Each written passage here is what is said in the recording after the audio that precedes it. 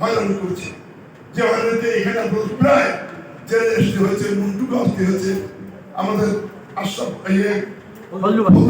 যারা ছিল। আপনারা জানেন এত নির্যাতনের পরেও আমাদের দলের কেউ বেইমানি করে কোন দলে যায় নাই। এই যে সুদৃঢ় সুসংগঠিত দল আপনাদের ইউনিয়ন করেছেন, তারা কদম সহ বাংলাদেশে আমরা যখন জেলে গিয়েছিলাম 17 বছর সাজা নিয়ে, আমরা যে ফিরে আসবো এটা মনোবল ছিল সবাই। আমি মন্ত্রী যখন জেলে প্রথমবার আমার প্রশ্ন হতো, এটাকে সাহস দিতাম। তাদের তো জেল খেলা সাময়িক 4 মাস 3 মাসের বেশি নয়, কিন্তু আমি 70 বছর কাল ভোগ করেও তাই বললাম আপনার সাথে আমি কখনো দুর্বল হইনি। মৃত্যুর আগে সরকারের আমলের সাদা ঘাটা বড় করছি। সবার দাবি ছিল ইউরোপ থেকে ভেজা চলে যেতে হবে। আমি কিন্তু তাদের পরখ করিনি, কেননা একটি মিথ্যা দিয়ে আমাকে সাজা দেবে কারা, তারা সেই চেহারা দেখতে চেয়েছিল। এবং তাদের চেহারা কিন্তু এখন কোথায় আপনারা বলেন? যদি আমি পালাতাম বলতো পালাতো, আর যদি না পালানোর কারণে থাকার যদি তাহলে জীবনের শেষ মনে করি আমার যদি মৃত্যু হয় না আপত্তি করে নি। আমাদের 4 জন মারা দিয়েছে, তাদের আত্মার মাত্রাত কামনা করছে জেলখানে। আমরা সেই কষ্টের মাঝেও আপনাদের মাঝে ফিরে আসতে পারা, এটাই তো আমার বড় শুকরিয়া আপনার কাছে। আল্লাহ আপনাদের মাঝে আসার সুযোগ করে দেওয়ার জন্য আল্লাহর কাছে শুকরিয়া জানাচ্ছি এবং আপনাদের পাশেই থাকার অঙ্গীকার করছি। যতদিন বেঁচে থাকবো আমি আপনাদের পাশে থাকবো। যারা সাক্ষী দিয়ে গেলে তাদের পরিচয় দেখেন, আমাদের কিছুই করা নাই। মিথ্যা সাক্ষী দিতে লাগেনি। যারা যারা আকাম করে কুকাম করে ইউনিভার্সিটির চেয়ারম্যান হয়েছেন, গুজরাট চেয়ারম্যান হয়েছেন, এমপি হয়েছিলেন, তাদের নিজেরাই পালাতে বাধ্য হচ্ছেন। আমাদের নেত্রী শেখ হাসিনার মধ্যে পার্থক্য একরকম। আমাদের নেত্রীকে শ্রদ্ধা করব। আমাদের নেত্রী যখন এসেছেন ছাত্র জীবনে, আমরা তখন রাজপথে এসেছেন বেগম খালেদা জিয়া, তখন তিনি রাজনীতিতে আসলেন, তখন মানুষের যে ভিড়, মানুষ তাকে যেভাবে গ্রহণ করেছেন। কিন্তু আজকে তিনি সেই নেত্রী, যেটা আপনারা জানেন যে 3 বার প্রধানমন্ত্রী হওয়ার পরেও তাকে জেলে না হলেও আপোষ করেনি, এবং সেদিন বিরোধী দলের নেত্রীও গ্রেপ্তার করা হলো সংসদ ভবনের পাশে। একজন ইসলামকে যখন বাইরে ছিলেন তখন তাকে সন্তানকে, একটা সন্তান নিয়ে গেলেন, প্রথমে বড় সন্তানকে, আজকে ভারপ্রাপ্ত চেয়ারম্যানকে, তাকে দেখিয়ে যখন বেগম খালেদা দুর্বল হননি, তারা কিন্তু হাসিনা চোখ দেখালেন, মানুষ করে চলে গেলেন বিদেশে, আমেরিকান চলে গেলেন। আর বেগম জিয়াকে শাস্তি হলো তার ছেলের পর নির্যাতন, তার পরিবারের পর নির্যাতন, তার বড় ছেলের গ্রেপ্তারের 15 দিন মাথায় আরাফাত রহমানকে ধরে যেভাবে দেখানো হয়েছিল এবং দেখিয়ে কিন্তু শান্তি হয়নি। তাতেই বলতে চেয়েছিল হাসিনা চলে গিয়েছে, তোমাকে বিদেশ যেতে হবে 15 দিন ময়নাতদন্ত। কিন্তু বেগম খালেদা জিয়া তার সন্তানকে কখনো ক্যামেরায় ঝুলন্ত দেখেছে, যখন পড়ে গেছে তারেক রহমান এই দৃশ্য তাকে দেখিয়ে যেন খালেদা জিয়া দুর্বল হয়। কিন্তু বেগম খালেদা জিয়া কখনো ওই 2 সন্তানের দুর্বল হয়। জনতার পক্ষে থেকে আমার 2 সন্তান মারা গেল, আমি আপনাদের সাথে থাকবো, এই গান করেছে। বন্ধুগণ, আরেকটি কথা না বলে নয়, কি খালেদা জিয়াকে ভীত তার চেহারায় আপনারা দেখেছেন যে আমরা তখন যাদের সাথে কথা 2 দিন আগে দেখলাম এয়ারপোর্ট পর্যন্ত সমস্ত পথ প্রশস্ত, খালেদা জিয়া ক্যান্টনমেন্ট থেকে আজকে চলে যাবে।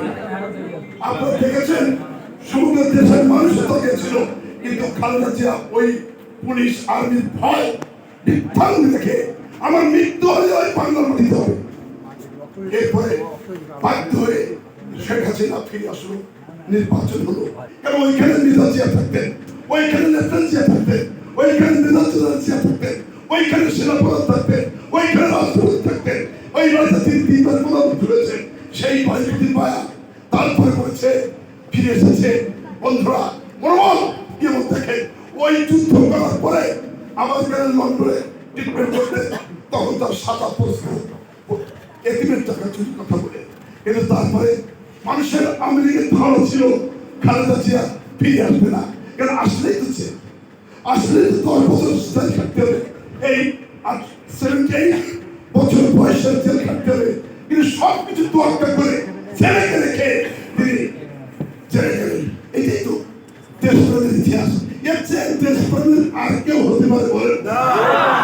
এবং তিনি যদি জেল খাটতে পারেন, তা আমাদের মতো পুরুষরা যদি ভয় পায়, দেখেন আব্বাস ফজলে শুনে আমি কখনো ভয় করি, কখনো চিন্তাই করিনি আমি জেলতে পেরেছি। আমার জেলে মৃত্যু হলেও এই প্রজন্মের জন্য, প্রজন্ম থেকে প্রজন্মের জন্য আমি যা কাজ করেছি, তারপরে 15 বছর গেছে, কেউ উন্নয়নমূলক কাজ করেনি। সত্য মিথ্যা বলেন? তাই কাজের ধারা অব্যাহত রাখতে হলে আজকে শুধু বলতে চাই,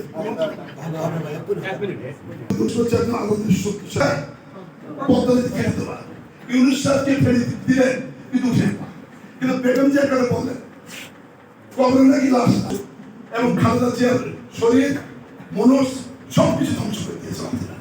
তারপরে কিন্তু যেদিন পতন হলো, কে পালিয়ে গেল? এই জনতা 15 বছরের দুঃশাসনের বিরুদ্ধে এই জনতা ঐক্যবদ্ধ ছিলই বলে এই ফ্যাসিস্টের পতন হয়েছে। এবং 6 তারিখে খালেদা জিয়া আমরা তখন ছেড়ে যে ভাষণটা দিয়েছে, কারণ প্রতিরোধ নয়, পরিশ্রম নয়, কারণ হামলা নয়, মামলা নয়, সবাই এক হয়ে দেশ করতে হবে, এই বাণিজ্য দিতে পারে বলেন পারে কিনা?